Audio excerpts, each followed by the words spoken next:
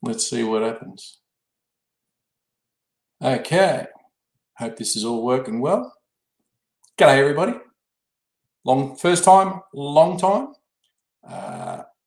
So hopefully everything's all going well for you, your end. It's been a bit of a struggle the last basically 5 months. So not being really up to it. A lot of the videos you have seen are coming from another channel that I've had. So I've had a few comments, oh, you're back in Cambodia. No, I'm just taking down a few videos, well, quite a few videos from another channel I had, and I am putting them on this channel, which I think is more relevant. So bear with me on that one. I am planning on doing a bit more. Unfortunately, since the, how should I put it, a little bit of hurt in late December, very early January, where I had to come back. Just really haven't been in a mood to turn around and do any videoing. It's just been pretty hard. Dare I say, a lot more than I think, but, well, a lot more than I know, because I just really haven't been in the right frame of mind to do anything. So with that, I have just sort of mollied around a little bit. The circumstances also are that since Dad passed away, the laws here state many things have to happen, and a bit of a warning note for some people here in Australia on the way the law goes. Make sure a will is written out properly and everybody understands it. Unfortunately for me, I wasn't very aware of what it meant by 50-50. By 50-50 means everything has to be sold and split up. If nothing is specifically written down on who gets what, it's just all sold off, and from there it gets split up. And that's just purely the cash side of it. So that's where I am. I think the last video that went up, I'm just looking at the little thing, was I'm finally back in Phnom Penh, Cambodia. I think that's where a few people are turning around and saying, oh, you're back. Well, that was done 6 years ago, I think.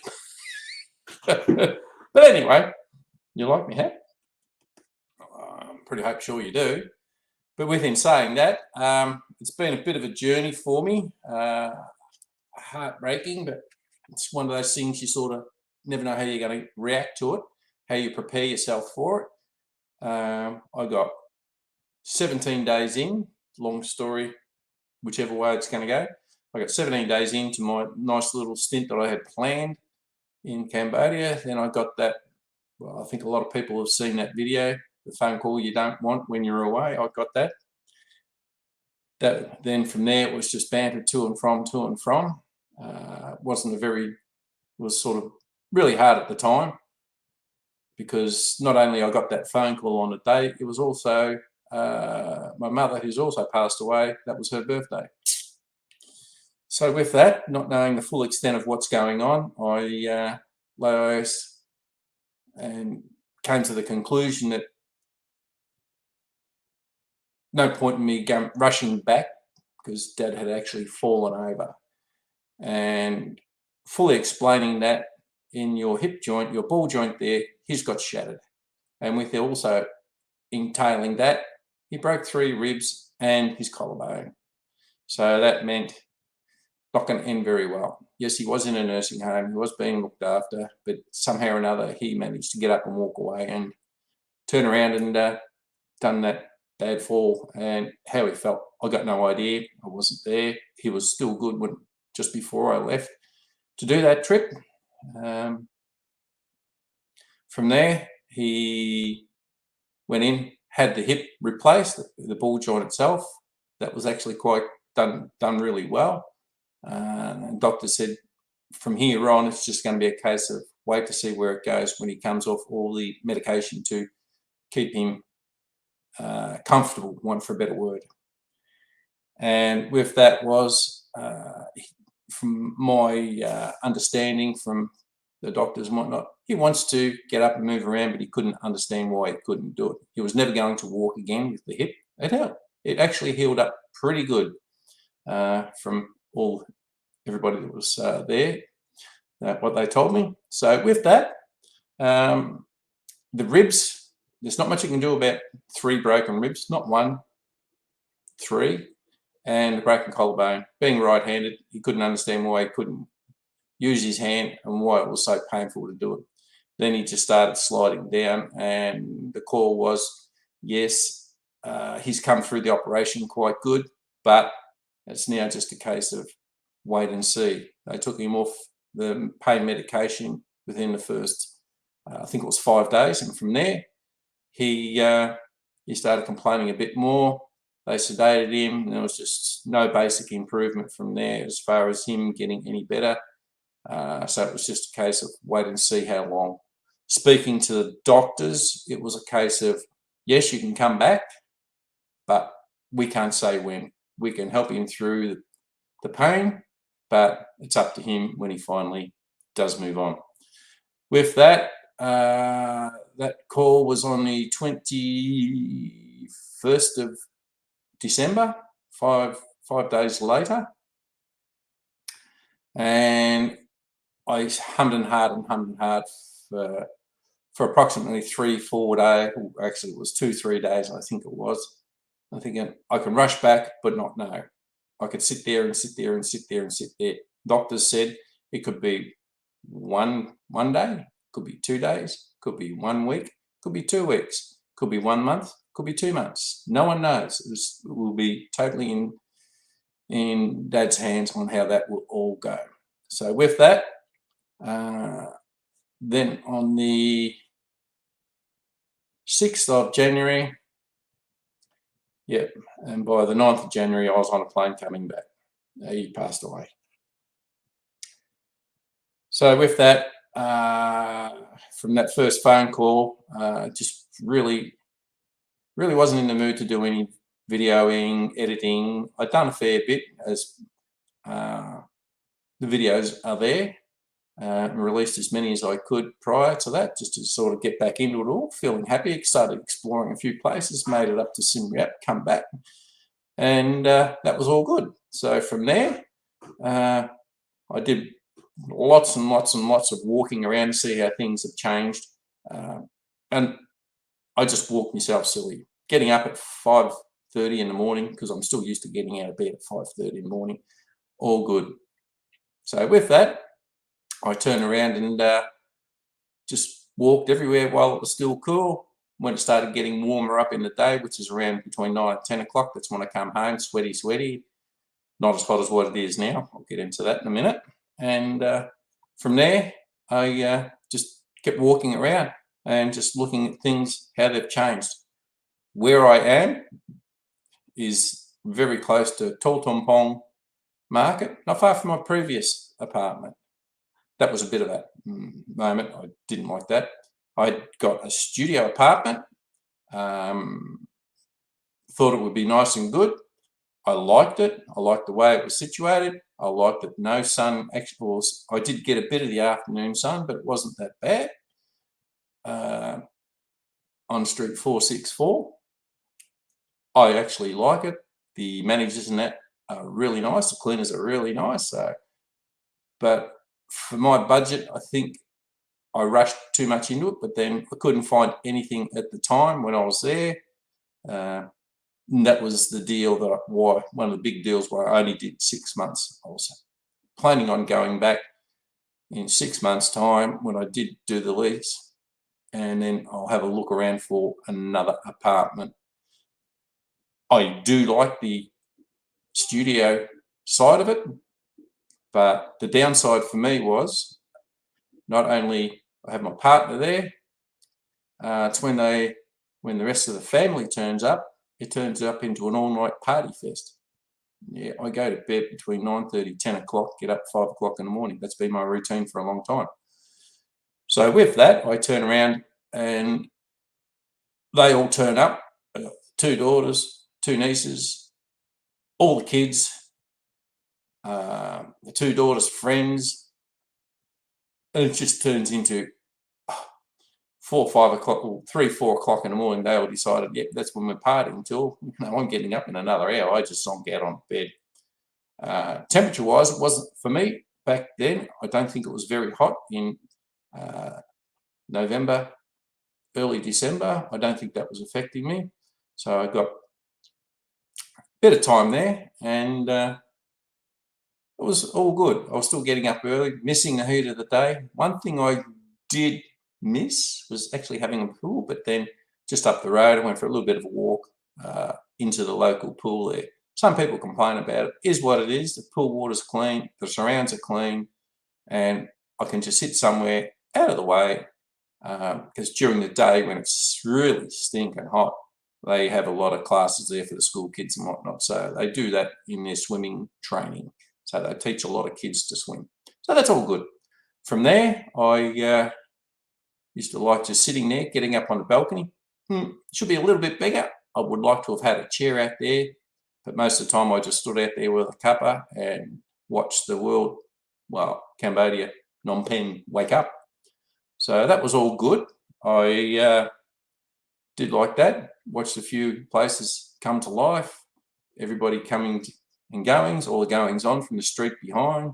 Everybody going about their start of their morning daily ritual. So that's all good. And I did enjoy the area. I still like the area, but just at the moment, price-wise, for a studio apartment, I was paying $450 US a month there. Fully serviced, Wi-Fi, free water, free Wi-Fi, and base 25 cents per unit on electricity, which equated for me on average around about $18 a month.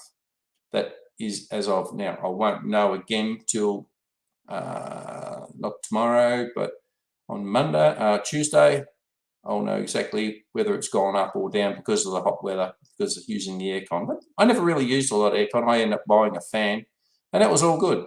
I enjoyed fan. I don't mind it. When I did run the aircon, it was never below 24, 25 degrees. Always sat at that. And that was basically in the late afternoon coming back, or when it just got a bit too unbearable. If I was home, if I wasn't out doing something, that's where the temperature always sits. My apartment, just trying to think which way it was facing. But as I said, I only got a little bit of the afternoon sun coming through one corner of my window, and then basically the sun had gone away. I could actually watch the sun go down. It wasn't all that bad. So the front of the building copped it all morning, all day, all afternoon, whereas we at the back, situated the way we were, we didn't cop it that much. And it was good. I'd wake up, I was on the 5th floor of a 13-floor, well, we'll say a 14-floor apartment. I used to like standing up, getting up on top there and just having a nice early morning coffee and also watch everything. I did a few videos of that as well. They're in there somewhere. I just haven't managed to be in the right frame of mind to edit it all up and do it. I'm just doing what I can at the moment. Getting back on to what's happening here. I have hinted it to a few people that yes, I will go back. I just haven't really said when to some people. I have actually told approximately when. Yes, I am. I'll let the cat out of the bag. I'll be in Phnom Penh just under 4 weeks' time, but only for 2 weeks. I've still got a lot of stuff to wind up here. Within saying that, I am clearing out everything from the garage to the lounge room. I haven't really done a great deal. I've moved some stuff along from the lounge room to the kitchen. Most of the cupboards are empty in there. From the cupboards in the kitchen, the basics are the basics. In my other room, which I used to use as my computer room for both my laptops, I'm in the lounge room on a little kitchen table in a corner. I just couldn't be in there anymore. I think it's getting harder and harder. Every day I'm here because of the memories of Mum and Dad's place. I have been living here, being here for them and looking after them for, well, more so dad for 15 years. Mum was pretty close to 9 years. So it's a pretty hard ask to just sort of up and go, but the law states, and I've got no say in that matter, and it just is what it is.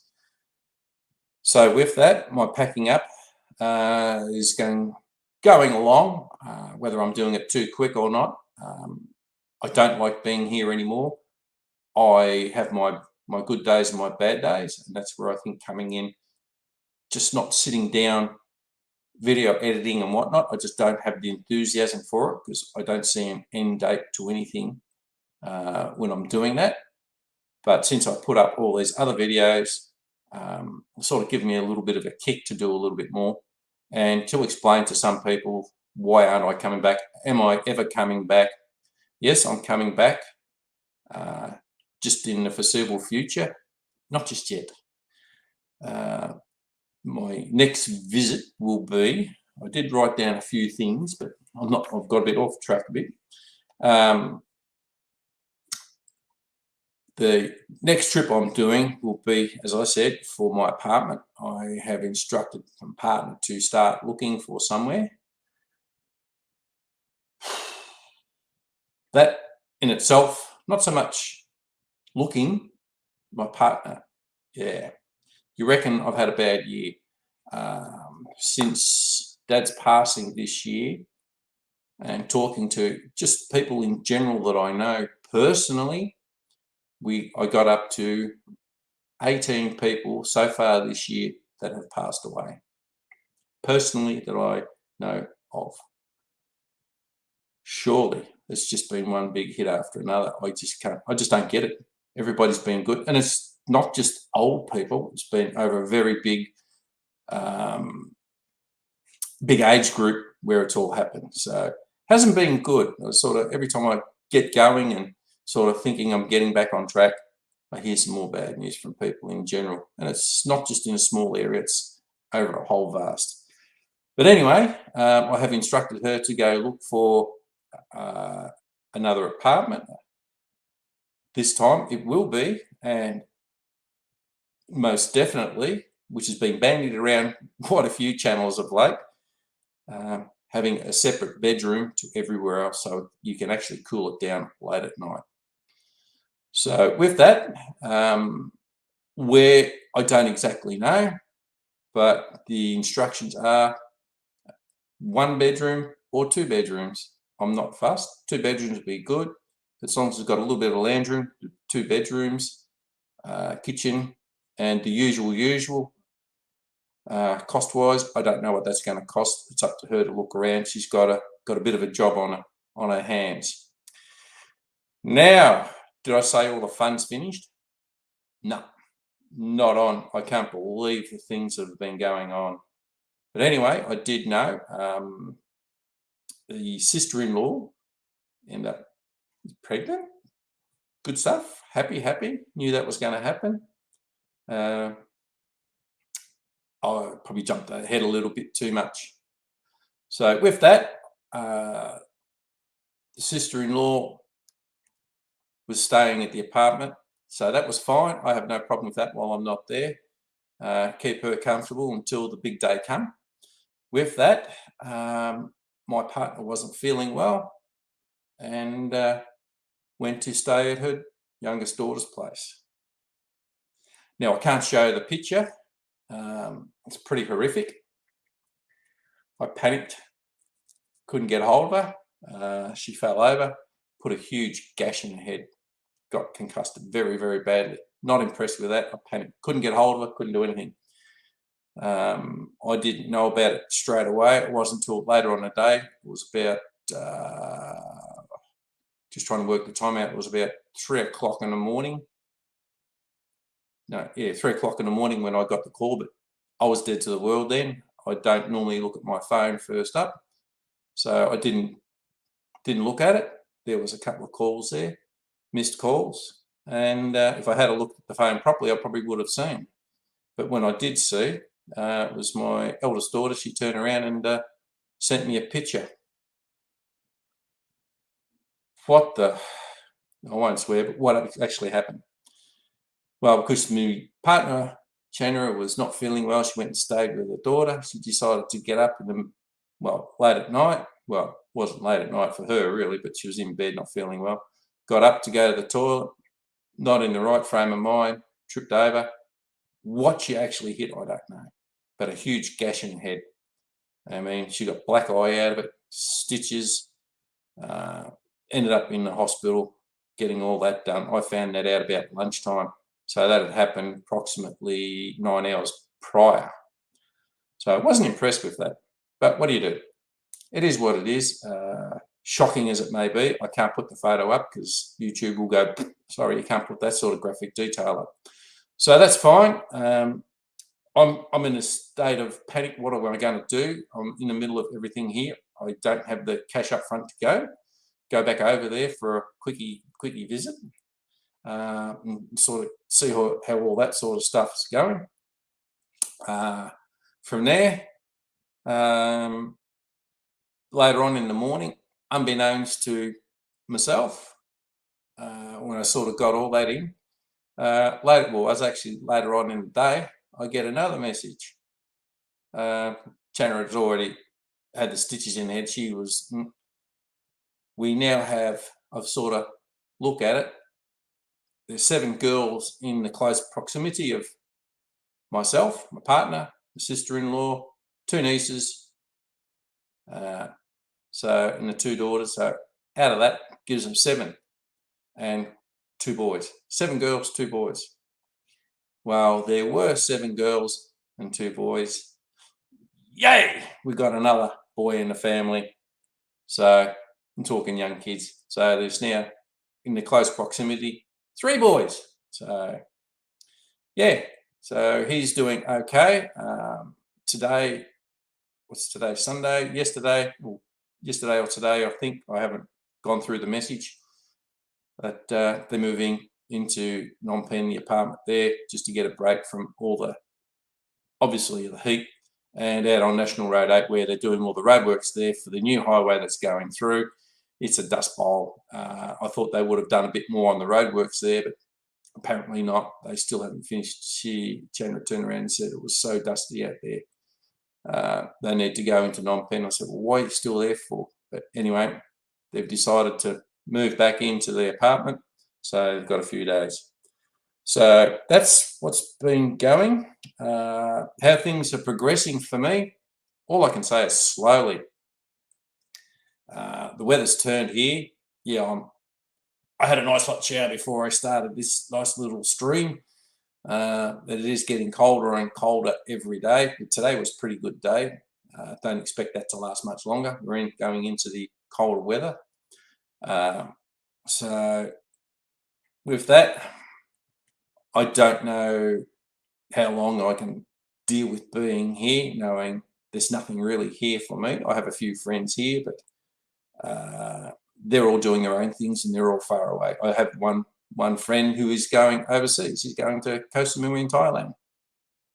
Love the place there. Haven't been there for quite a few years. That was actually the very first place that introduced me to, well, the second place introduced me to international travel. The very first one was when I went to Vanuatu doing scuba diving on the President SS Coolidge. Great stuff. Anyway, so the actual holiday I had, that was with a club dive. This actual holiday was to get away when Mum finally went into care. Mum was another kettle of fish. So my thoughts and feelings, yeah, I'm riding a tidal wave of ups and downs because every day that's what you hear when I come home. Nothing. I don't have Mum here. I don't have Dad here. I don't have any of my dogs here.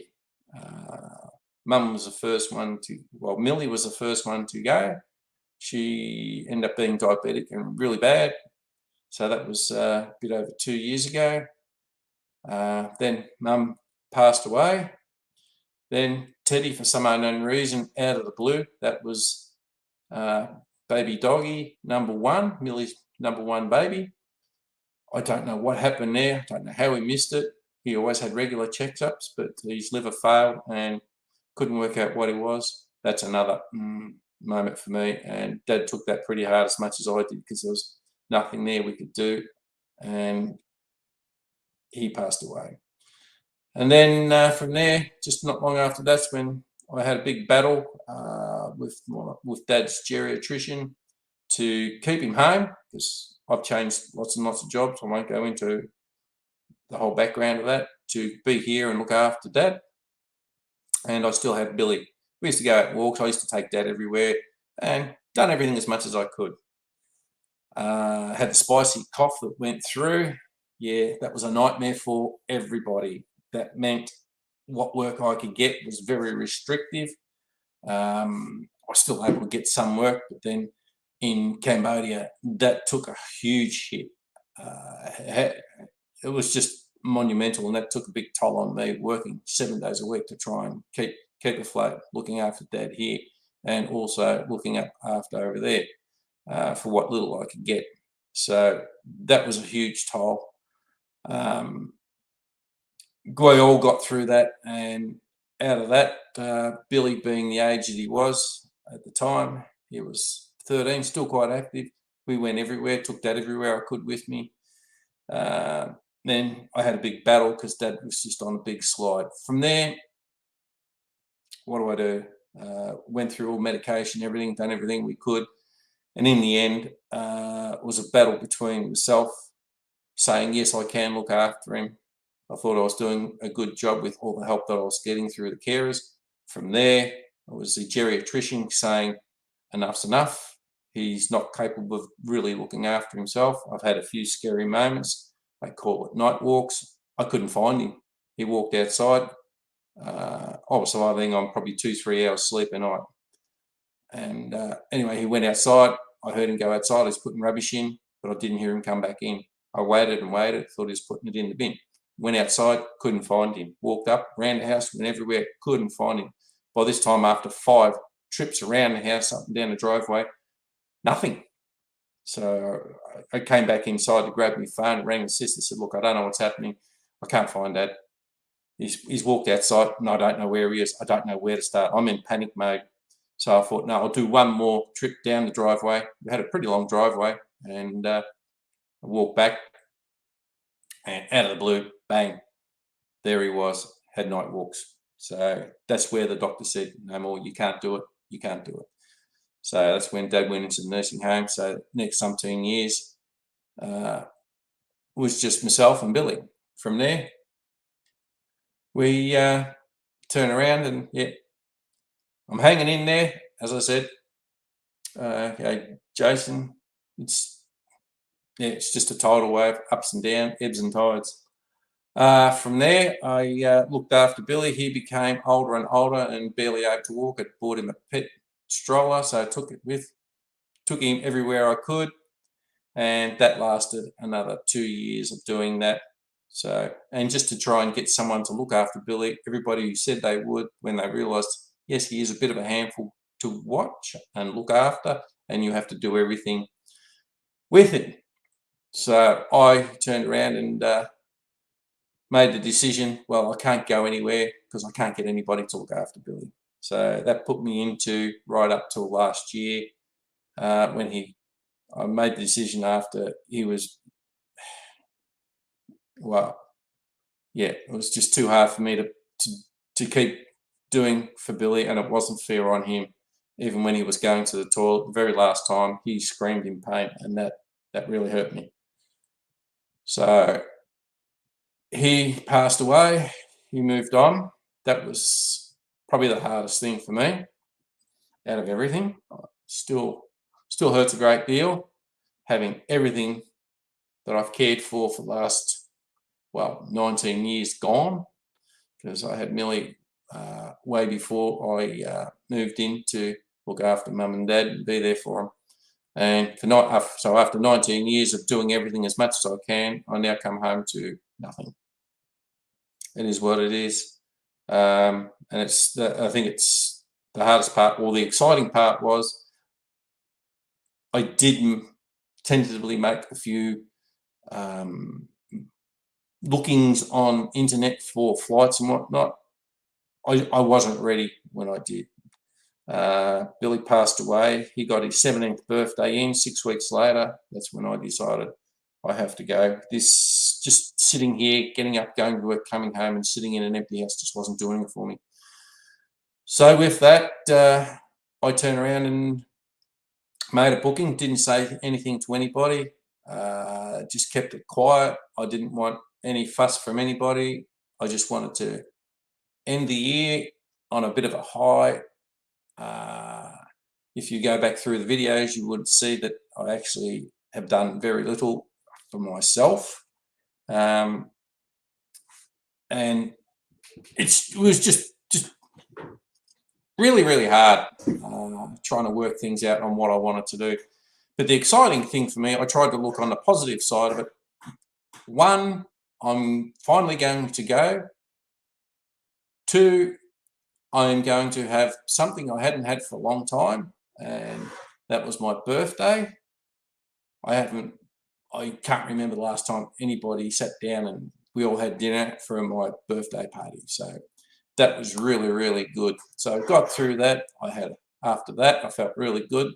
It was just the adults there, not the young kids. I had a little bit of a treat with the kids a couple of days later.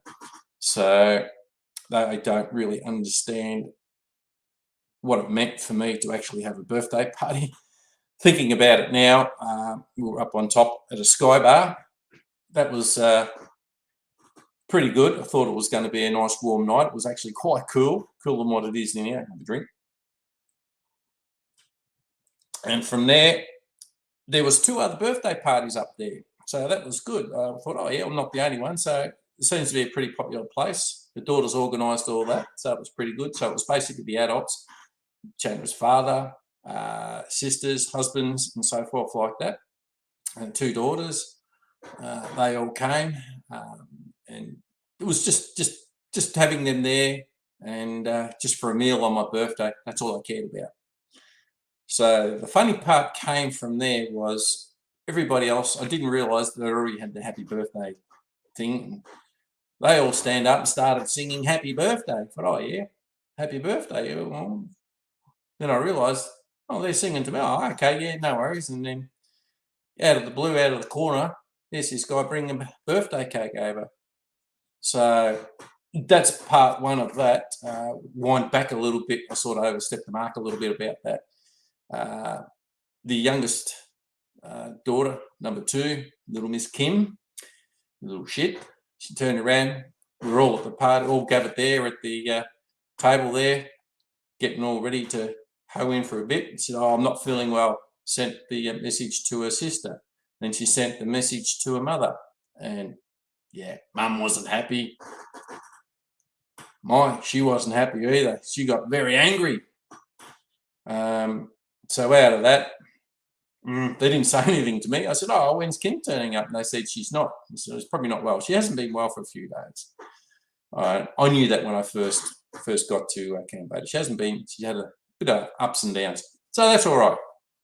So from there, we all started sitting down. The next minute, she just pops up. Yeah, she pranked everybody. She turned up. So having everybody there, especially the 2 oldest ones, which I've known for a long time, that made my night. I was happy about that. So I was really good. So from there, we had a good night, sang happy birthday. All that was a good night. That went till about 1 o'clock in the morning. So it was just something that has been lacking in my life for a long time. So out of that, from there, I went and sort of done more walking and exploring and checking things out. Then made the decision, yes, we're going to Siem Reap for 5 days. In the meantime, I'll get onto the visa and banking, which I had done. Decided I will go there and have a bit of a chitty chat with a few people up there and go and see how Siem Reap, after they've had all the 38 roads, having all that done. So different now. I can't believe it. So with that, I booked that. That was a bit of a muck up in itself. Misunderstanding, but we got through to that. I will do a bus trip. So book me bus. There's a little tip. Book me bus. Book your bus there and get the express bus up there. For foreigners, it's $18. For locals, it's $16. Well worth it. I got up there in 5 hours. Nice, easy trip. Not extremely fast. I did film most of it. You probably have already seen that. It was really good. I enjoyed my time. And then coming back, that was a bit of a nightmare last minute. Oh yeah, can do a $10 bus trip. No worries. Yeah, it's on a good bus, good big bus. Yeah, right. Good on you. So that bus ended up being some pretty horrendous. So after experiencing a 5-hour bus trip to Siem Reap from Phnom Penh, right next door to the Phnom Penh night market, that's where they leave from, 5 hours. Basically right on a knocker with, I think it was a 15-20 minute stopover halfway at one of the little local restaurant for a break, stretch your legs, drive a change and all that, which I thought was really good. So that was good. The trip back, holy shite, was that a shocker? Yeah, bus needed a clean, needed a good de-smell, and I wasn't the only one that got scammed on that one. I thought it was going to be a reasonable trip. Well, a 5-hour trip turned into an 11-hour trip, stopping just about everywhere. Oh my God. We left there at 12 o'clock and didn't get back till just before midnight. Unbelievable. I thought, no way. Anyway, lesson learned. Now, in the meantime, I had approached the bank for a bank account. Unbeknownst to me, visa-wise, I did get an ordinary visa.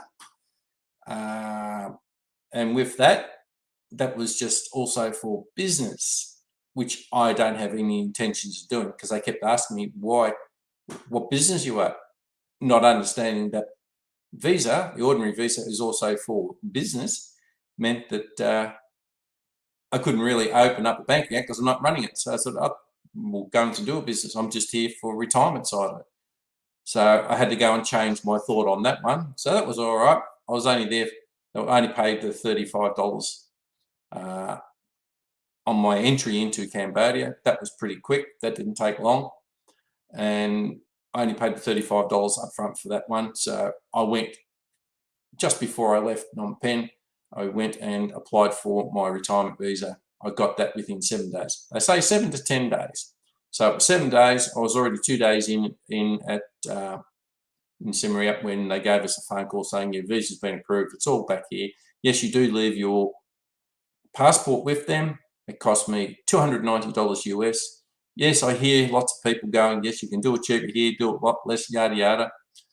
But these people were really nice. They sat down with me, explained everything to me. They said, this is how long it will take, this is how much it will cost, and this is how long it will take to get it. I said, well, I'm leaving for Siem Reap, no problem. I just took a photo of my passport, a photo of my passport, and then I took a photo of my visa. That's all I needed. If they wanted to see it, there it is. So I sent them to the hotels. When I got there, I sent them a copy of it through the phone. And that was all good. They didn't care. They had a copy of it, so they could put it through their app for the foreign, what they call it? Foreigners Presence, FP, Foreigners Presence in Cambodia, FPS. Another word there for it anyway, but I got the app there. But mostly I let the hotels deal with that. It's a lot easier. But I do have that app on there. I can do that as well. And so that was all good. So with that, when I got back to Phnom Penh, got that all good. From there, went straight up. And I think the whole total time it took me from the time I walked into the bank, because I had the correct visa, they went to the wrong page. I said, no, flip it over the next page. I'm on the retirement visa. Ah, she said, yes, I remember you. So that was good. So doing the actual passport was very easy. A little bit more time consuming to do, having all the requirements, i.e. my hotel lease agreement. Yes, you've got to have minimum 6 months to open up a bank account.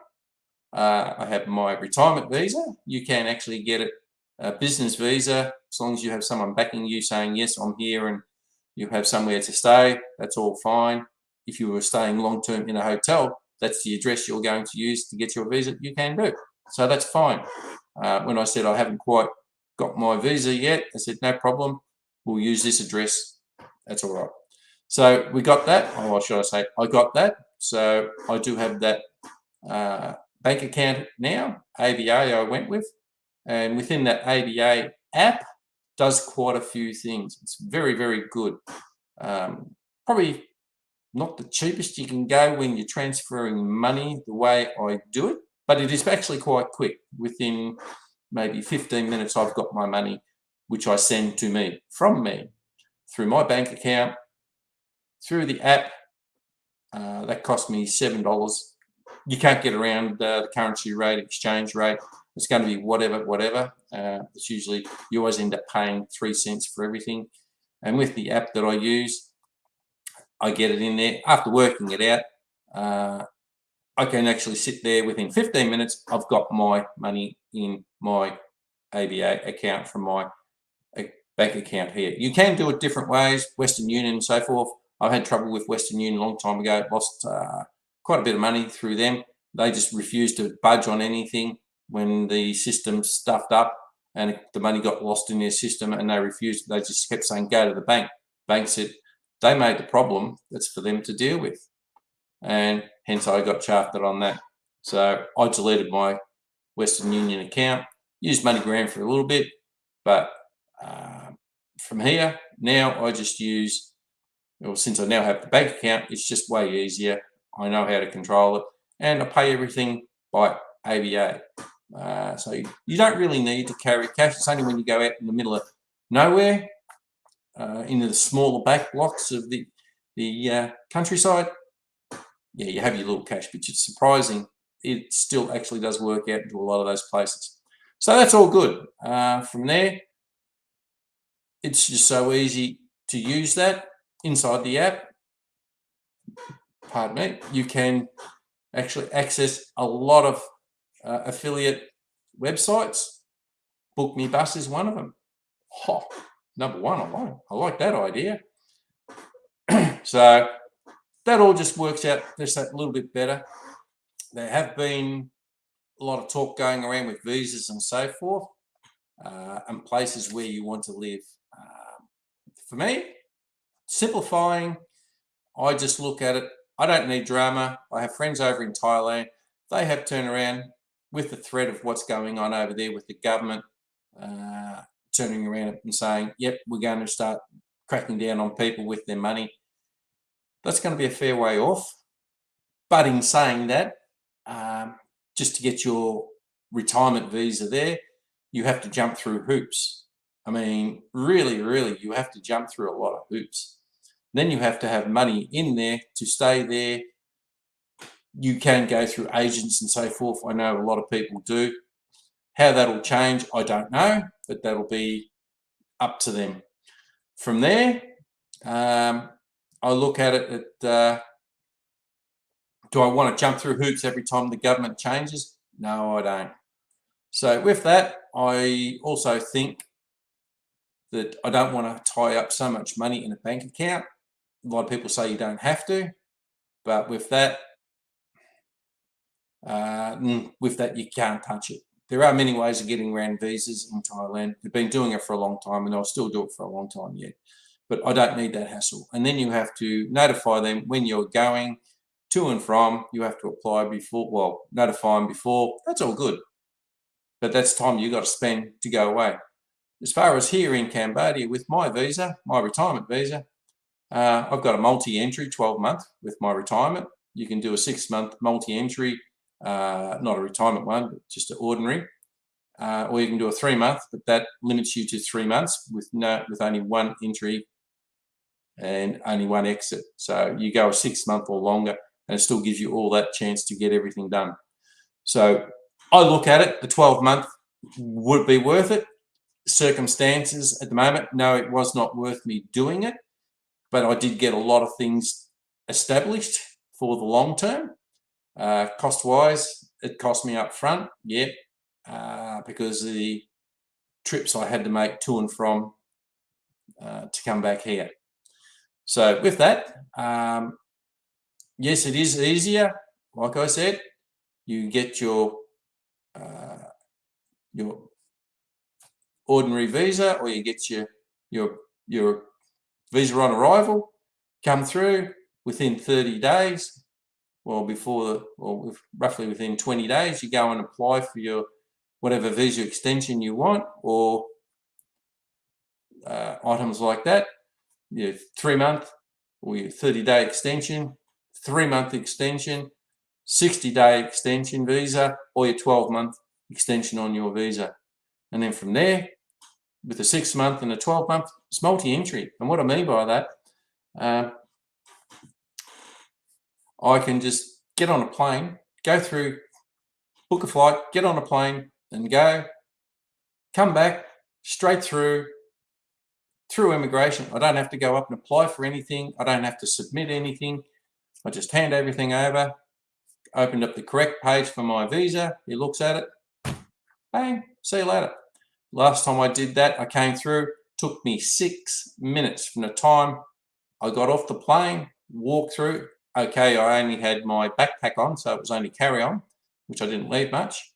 And 6 minutes, I'm in a tuk-tuk. 6 minutes. How quick is that? Going through international. All the others are still lined up, waiting, yep, getting whatever. And it was just so breezy. And even one person who, I think it was more luck than anything, had a suitcase. And hers was probably one of the first off, because I went to the toilet, come back, and she just beat me out. I thought I'll be one of the first ones out. Well, I wasn't. I was pretty close to it, though. So with that, thoughts on all that. I still feel Cambodia has a lot to go for it. It's not for everybody. I've always said that. You look back over the past from Cambodia, hasn't been all great, but they're in there trying. I'm not going to go down the political side on certain things that are happening now. I don't know the future consequences of what will happen. I have my thoughts and opinions on that, and that's where they're going to stay with me, not online.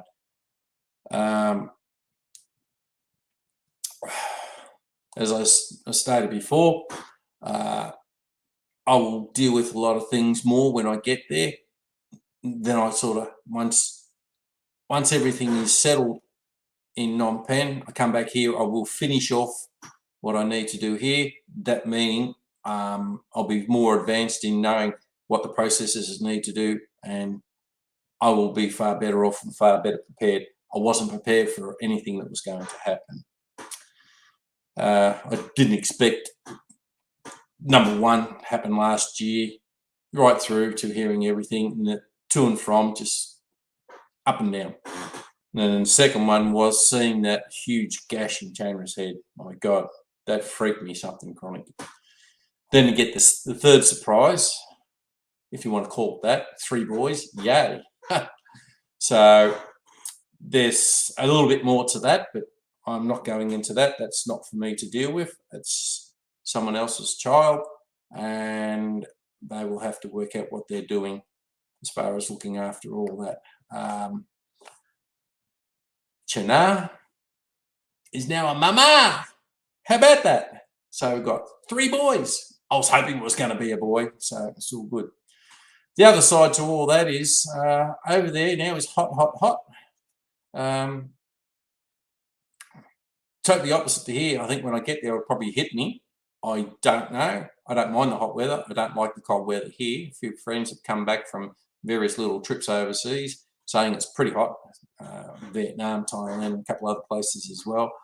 So, all be that, it is just going to be, well, what are you going to do about the weather? There's not much you can do about it. But I think trying to work out after everything that's being done, getting there in the next few weeks is going to be a challenge. I have allocated only a few days to, well, 6 days to find another place. and that's going to be the challenge in itself. So apartment hunting, here we go. So I've been looking online. There's plenty online through Facebook. When you start clicking on them and seeing who's around, there are plenty. From that, I'm hoping to get something bigger, as I stated before. 2-bedroom would be ideal, but most importantly, minimum 1-bedroom with a little bit of a lounge room and hopefully a bit of a balcony. I think the icing on the cake will be a pool. There are places there. I've seen some really nice places in Tawton with a pool, but price of them, yeah, I like it around Tawton. It's really good around there. There's a lot of little quirky little places to go visit. I've shown a couple of them. You can get a lot of good Western food. You get a lot of local food. I did go to one of those branded name burger joints. That cost a fortune. Kids wanted it. That was their treat for all the kids. I mean, all of them. So there was all of them against me, and I had the cheapest meal out of the whole lot. That was their splurge for me getting back there. That was something like $38 US for the burger. You can, for all the junior people, now you work that one out for yourself, which one it was. Will I do it again? No. I wasn't overtly impressed with them, but it's Western food in an Asian country. It's a hit and miss. You can find some really good ones. I talk about the Excel Cafe many years ago when I landed there, drop all my stuff in the hotel, and from there I turn around and go and have my first burger and beer, because usually it would be 10 o'clock landing there, add the extra 4 hours, so it's 2 o'clock in the afternoon, starving. So there's local time back here in Melbourne, of course. So 10 o'clock there, 11 o'clock getting to the cafe there, sitting down. They got to know me quite well. Burger, chips, and 2 beers. Then I'd go and announce, because I'd never tell anybody when I was going. So I used to just rock up and do what I do, sneaky. I hate that, but I used to like it because I used to sneak up on them all the time. Got into trouble every time. But anyway, with that, also, looking for the apartment is going to be the biggest priority. Seeing Bubs for the first time, seeing how that scar will be healing, and seeing how everybody else is. But as far as the rest of the family is concerned, I'm just more interested in, at the moment, in getting a new place to stay. My future plans on that would be, when everything is done and dusted here, I will be looking at a property and having my own house. I've done the number crunches. Now it'll just go on how many years. I have my thoughts on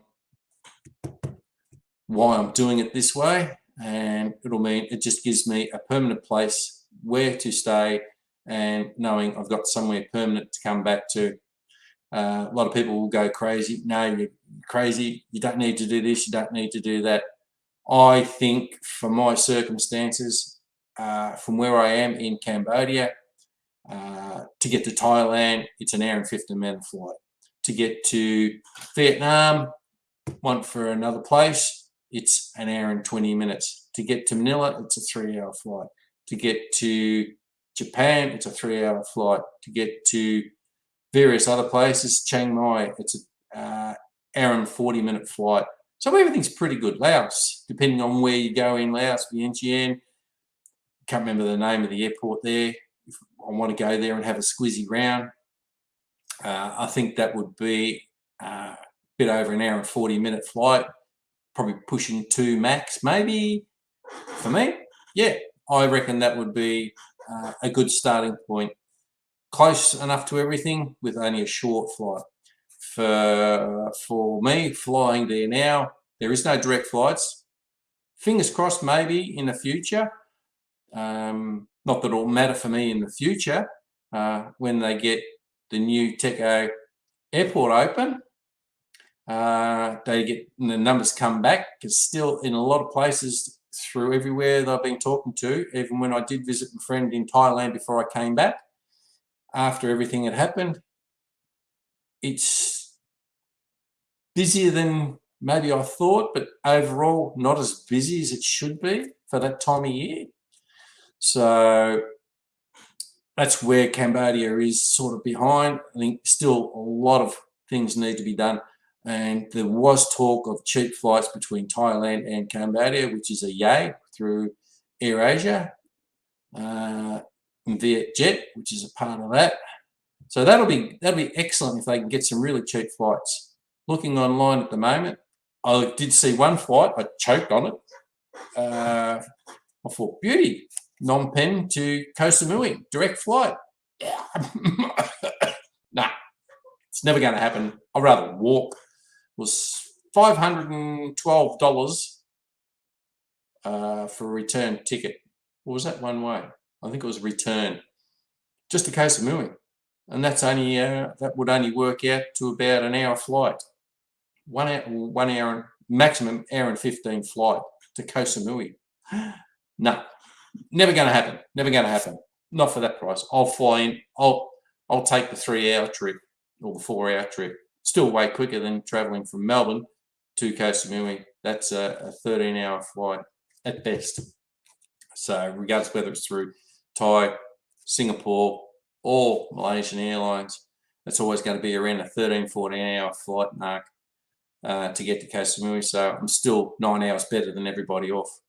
So even if I go to Bangkok, that's an hour and 15-minute flight from there.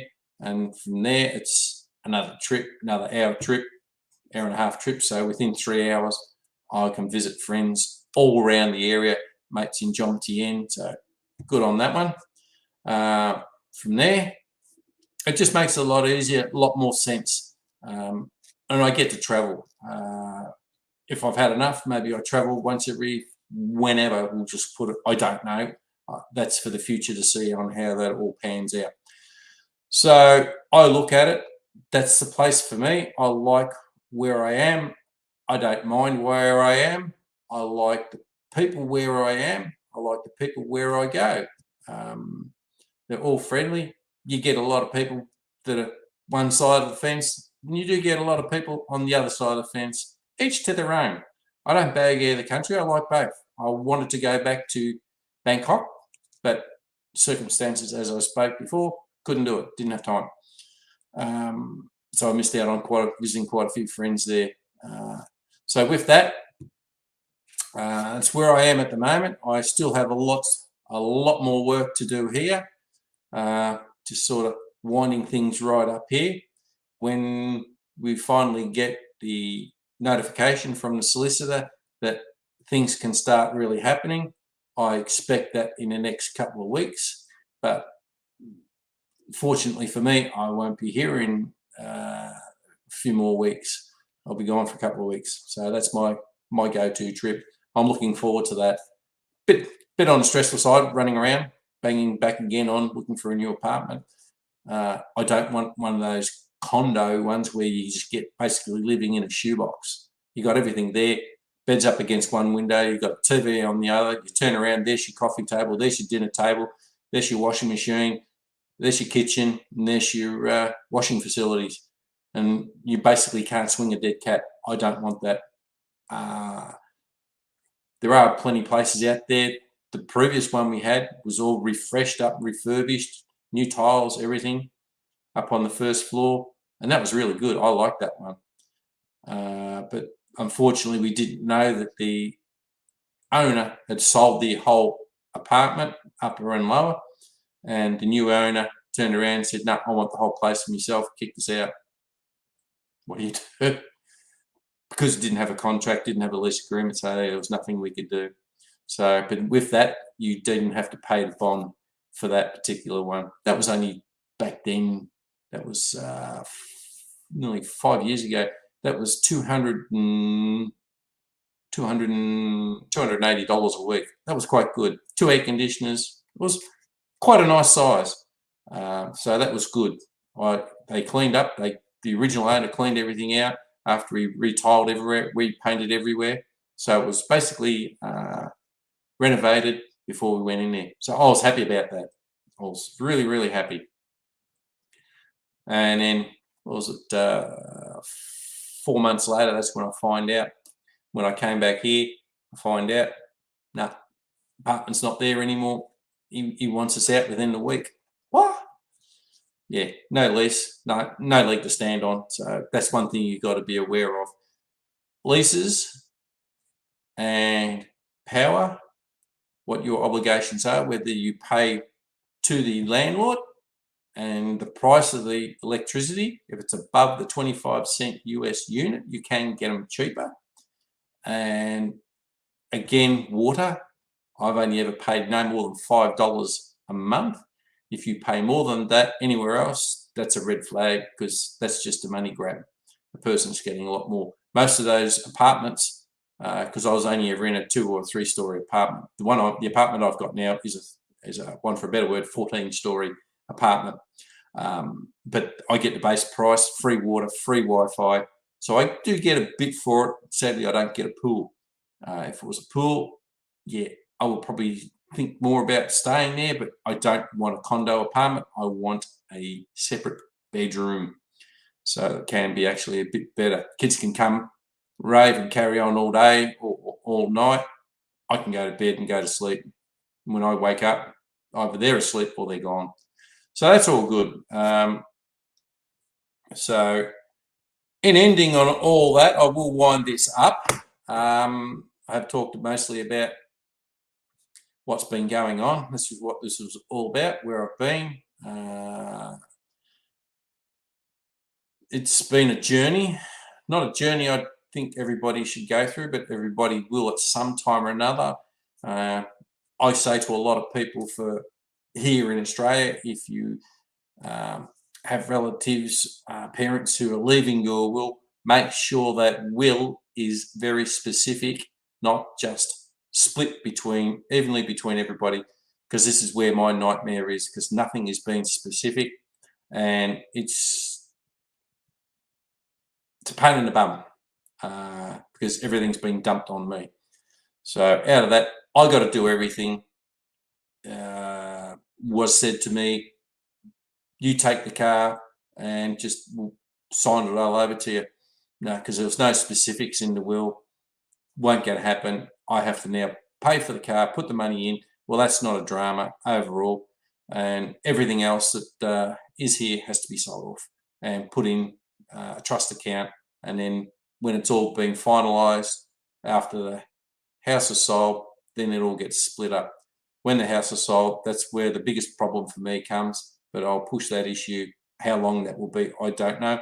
I'm still trying to get through of organising everything here on what comes, what stays, what goes. In the end, everything will have to go. So just be aware, everything in a will must be specified to make things a lot easier when the time comes. If it's just from husband to wife, husband dies, everything gets handed over, that's pretty simple. If wife dies, everything goes over to husband. If there's one left and it's get split up evenly, that's where the fun begins. So please do yourself all a favour and just have it all sorted out. It's easier saying leave it to someone else to do. It's no fun at all. Cost-wise, yes, it is going to cost, but that all gets taken out when the house is all sold up and everything's settled. And once that's all settled and dispersed, that's when we get the money for what's left. So with that, my thoughts overall, looking forward to going back, looking forward to spending a bit more time. I want to spend a lot more time there until my time comes to say goodbye, but I've got to rearrange a lot of things here now. I've got to speak to financial planners and see where I end up and how I can get around it. I have spoken a fair bit. I do have an idea, but I've got to sit down with my financial planner and work out what's going on. So, and where I stand and when I can do it. hopefully we'll see how things go.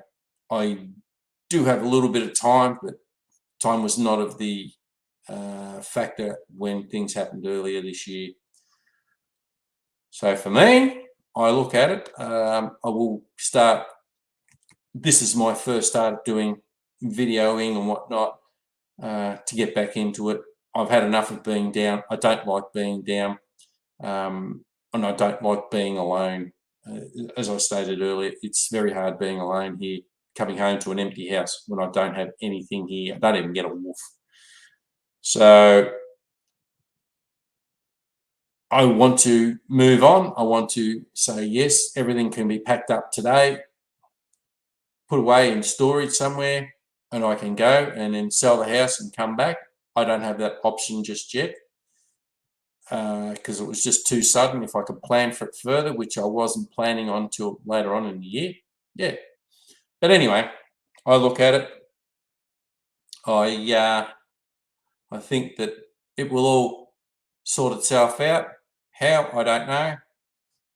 The few friends that I've got here are on my side, trying to give me that support, but they are far away.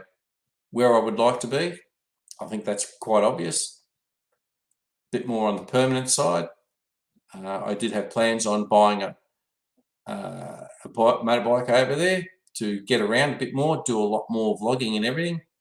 While I was there, well, we know what that happened. That was my plans back then. Doing a few more trips here and there, and possibly even doing, well, it was in the back of my mind, but whether I would have or not, I don't know. Doing a trip to Vietnam just to get a look into there and see what that was all like, then start exploring a bit more, and also trying to find someone who I could share a car with and go explore a bit more further around. Riding a bike is great in a lot of places, but knowing National Road 4 or National Highway number 4, not a fan of how they drive on that. Not that I would use, I haven't been down that road for a long time. I don't particularly care for it. It is changed. So I look at it, yeah, a car would be good, but buying one, I don't think so. I don't know. That time will come. Buying a motorbike will be the way to go, I think. So I look at it, future, yes, I'll get over there, get my apartment sorted out. That'll be for 12 months. From there, when that 12 months is up again, hopefully in that time I have my property built or own the land there, have a house built and ready to move in. I think that's ideal. That's the ideal scenario. Whether it comes to fruition or not, it's another thing. But anyway, to anyone and all that's there, thanks for watching. I will wind this up. I've been waffling on like I've been saying. That's what I do. I waffle on. So I got through a fair bit of stuff there. I will state one last time, the videos that have been going up of the yesteryears, except where I will state they are not. In the description, they will always be from the yesteryears. I still have quite a few put up to come up. Keep an eye out for them. Go through them, and if I can give us a thumbs up, like, comment, and try and get this algorithm going so I can get up to doing a bit more. I did a live stream earlier, just testing it all out. So it all worked well there as far as YouTube was concerned. So stop being sidetracked. So out of that, thanks for watching. Appreciate it. And to anyone and all one, hope there's a little bit of info in there somewhere for you. Take care, and hopefully see more of you from me in Cambodia. So, catch ya.